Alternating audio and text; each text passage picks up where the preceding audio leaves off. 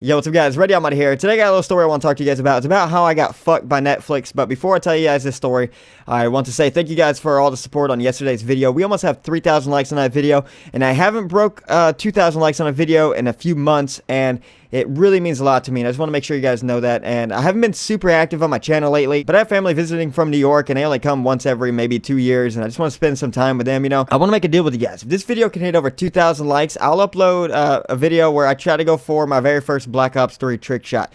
If you guys watched my first time going for a Black Ops 2 trick shot, you know I'm terrible at trick shotting, and it should be interesting. Either I get super lucky, or it's just going to be a terrible video. So, we'll see how it goes. I'll go on YouTube and look up some cool shots to go for, and maybe I'll get lucky. Alright, so I'm going to play some gun game. I've actually never played gun game on Black Ops 3 yet, so this should be pretty fun. But you might be wondering, Jake, how in the world did you get fucked by Netflix?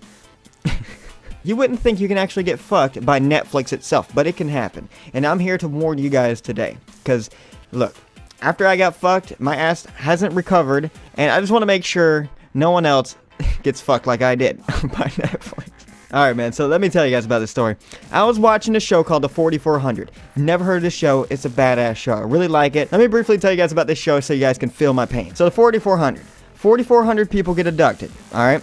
And they get abducted by this beam of light. They don't really know what it is, but it looks as if something from the future, like some alien or something. It looks as if, you know, they just take them and they're gone. So these abductions started around, I think, 1940s or in 50s, 60s, and it goes to present time. So all these people who got taken basically just appeared out of nowhere in front of a lake on the beach. I think the youngest person was actually the first person to get abducted, and it was kind of interesting because, you know, no one aged, and they're just trying to figure out where these people come from, why they get abducted, and this and that. So they brought them, and they just did interviews on them, and, you know, they just made sure they weren't a threat to anyone, you know. They brought them in this confinement room. They gave them all interviews, and just to figure out, like, what happened, and see, you know, like, to get their story, see if everything's okay. They realized that these people were just normal people, and they set them free. They didn't think they posed a threat, you know, they just thought they were normal. And then they started figuring out that these people actually have powers.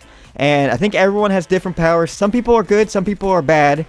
And, you know, some people obviously start killing people and, you know, exploiting their powers for evil. So with that said, the cops were trying to track down all 4,400 people, see what powers they had, and, you know, figure out if they posed a threat to anyone else. I think this one person had the ability to see visions of the future. I'm pretty sure this is how it went. It's been a while since I watched the series, but let me tell you guys something. My ass still hurts from this because Netflix fucked me so hard. Even though I forgot about the series, I never forgot about how Netflix fucked me. My ass would never recover. I think this person was seeing visions of the future, and I kind of forgot, but it was like this huge war was going to happen. I think it was the 4,400 against maybe all humans, or maybe something happens where everyone on the world dies. I forgot what happened, but it was going to be major. I was watching episode after episode. I was binge watching those episodes, and every episode was talking about this war, and I think it was like 2 or 3 seasons talking about this war. And I was like, alright, this is getting really interesting. The next episode, I can't remember if they ended it on a season finale, or if the next episode was the season finale, but the very next episode was gonna actually show what happens in that person's vision. So, dude, shit was gonna go down. Really excited to see the ending to this series. I couldn't find that last episode, so I went on the internet to see. Oh, dude, I lost. That guy punched me.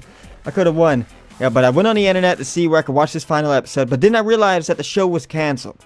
And I was like, no, this can't happen. I spent so much time watching episodes in this series just to figure out that the show was canceled, and all that time watching the series was a waste.